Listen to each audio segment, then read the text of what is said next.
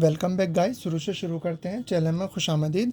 आज जो मैं आपके लिए लेकर आया हूँ वो नेगोशिएबल इंस्ट्रूमेंट एक्ट लेकर आया हूँ 1881। ठीक है, थोड़ा सा इसका मतलब समझ लेते हैं। देखिए, ये जो एक्ट आया था वो इनेक्ट हुआ था यानी कि 9 दिसंबर 1881 को, और जो इसका प्रभाव आया था, फोर्स में हुआ था, ये लागू कब से हुआ था? 1 मार्च 1882 को। मिसाल के तौर पे आपने खाना बनाया 5 बजे, बना तो लिया लेकिन खाया कितने बजे? हो सकता है 6 बजे खाया हो, 7 बजे खाया हो, 8 बजे खाया हो, 9 बजे खाया हो।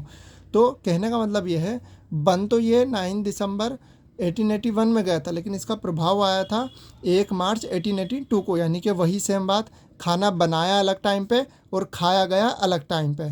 ठीक है, तो बना अलग टाइम पे और फोर्स में आया अलग टाइम पे। ठीक है, ये मोटा मोटा इसका ब्रीफ था, कब बना और कब लागू हुआ। अब इसका एनआई का मतलब समझ लेते हैं। एनआई का मतलब होता है नेगोशिएबल इंस्ट्रूमेंट। देहाती और आसान भाषा में अगर आपको समझाऊं, नेगोशिएबल का मतलब होता है लेन देन करना, फेरबदल करना, एक हाथ से दूसरा हाथ चेंज करना, इसको नेगोशिएबल बोलते हैं।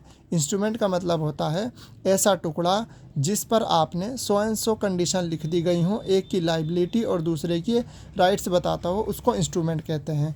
ठीक है, और एक्ट यानी कि अधिनियम, और 1881 में बना हुआ नेगोशिएबल इंस्ट्रूमेंट एक्ट 1881, जो कि आपका इसी बेयर एक्ट के सेक्शन नंबर 13 में डिफ़ाइन है। ठीक है, जो ये पूरा इसमें लिखा हुआ है, आराम से पढ़ लीजिएगा। मैं इसको थोड़ा आसान भाषा में आपको समझा देता हूँ। नेगोशिएबल का मतलब होता है लेन देन करना ऐसे कागज़ के टुकड़े का जो एक की जिम्मेदारी और दूसरे के राइट्स बताता हो, उसको नेगोशिएबल इंस्ट्रूमेंट बोलते हैं। ठीक है, इंस्ट्रूमेंट मैंने आपको समझा दिया है, ऐसा टुकड़ा जिस पे कुछ शर्तों के साथ में एक के राइट्स और दूसरे की लायबिलिटी बताता हो, ऐसा कागज़ का टुकड़ा। ठीक है, आगे चलेंगे। अब इसके अंदर क्या है, सेक्शन 1 से हम खोलते हैं तो हमने देखा कि इसके अंदर हमारा ये जो सेक्शन 1 है, सेक्शन 2 है और सेक्शन 3 है, इसे आप पढ़ लीजिएगा। जो मेरा मेन रहेगा वो मैं फोकस करूँगा, ताकि जल्द से जल्द आपका ये पूरा हो जाए और आपको जो ज़्यादा ज़रूरत है जिन सेक्शनों की, वो आपको समझा दूँ और कम लफ्ज़ों में समझा दूँ। तो हम चलेंगे डायरेक्ट प्रोमिसरी नोट पर, जिसमें इसकी डेफिनेशन दी हुई है। क्या डेफिनेशन दी हुई है ये देखिए, इसमें ये दी हुई है, आप आराम से पढ़ लीजिएगा, लेकिन मैं इसे शॉर्ट फॉर्म में समझा देता हूँ ताकि आपको जल्दी समझ में आ जाए। क्या कह रहा है ये प्रोमिसरी नोट? क्या है प्रोमिसरी नोट? ऐसा दस्तावेज़ है जो लिखित में हो। और कैसा लिखित में हो? क्या लिखित में हो? इसके प्रोमिस लिखित में हो, और क्या लिखा हुआ हो? वादा करा गया हो लिखित में। किस चीज़ का वादा करा गया हो? पैसे देने का वादा करा गया हो। ये वादा नहीं करा गया हो कि मैं आपको मोबाइल दे दूंगा, जूते दे दूंगा, चप्पल दे दूंगा, ये प्रोमिसरी नोट के अंदर नहीं आएगा। प्रोमिसरी नोट के अंदर वो चीज़ आएगी जिसके अंदर आपने लिखित में लिखा हो, और क्या लिखा हो? पैसे देने का वादा करा हो, और वो वादा कैसा हो? अनकंडीशनल हो, शर्त नहीं हो उस वादे की। यानी कि ऐसा नहीं लिखा हो आपने कि मेरे घर मेहमान आएंगे तो मैं आपको पैसा दूंगा, बारिश होगी तो मैं आपको पैसा दूंगा, ये शर्त नहीं लगाएंगे आप।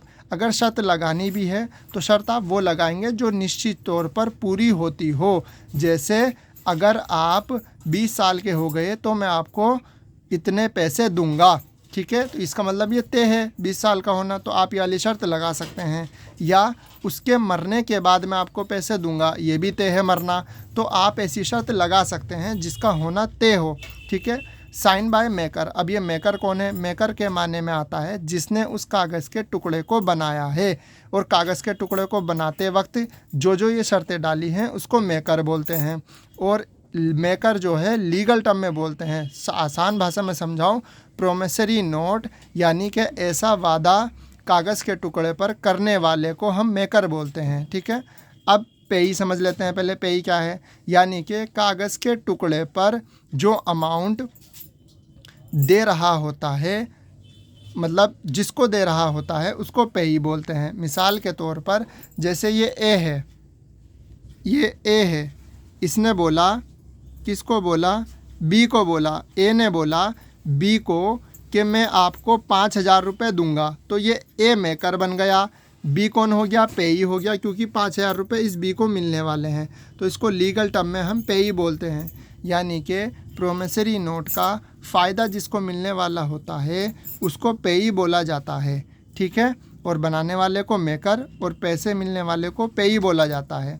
अब ऐसा प्रोमिसरी नोट क्या है, हमने क्या समझा, रिटर्न में होता है जिस पे वादा किया होता है उस कागज़ के टुकड़े पर पैसे देने का बिना शर्त के साथ, और अगर शर्त लगाई जाए तो ऐसी लगाई जाए जिसका पूरा होना ज़रूरी है या निश्चित हो वो पूरी होना शर्त, और बनाने वाला मेकर का हमें पता हो। ऐसा नहीं हो कि जिसने बनाया है ये प्रोमिसरी नोट आपको उसका अतई पता नहीं, तो पता होना चाहिए हमें कौन बना रहा है और किसके लिए बनाया जा रहा है वो प्रोमिसरी नोट, उसका पता होना चाहिए, उसको पेई बोलते हैं। तो सर्टेनिटी ऑफ मेकर एंड पेई, और कितने अमाउंट देना है ये नहीं बोलोगे आप उसमें मैं 2000 दे दूंगा या 4000 दे दूंगा या 3000 दे दूंगा, यानी कि आप एक अमाउंट बताओ, मैं या 250 दे दूंगा या 300 दे दूंगा या 2.5 लाख दे दूंगा या 2 लाख दे दूंगा।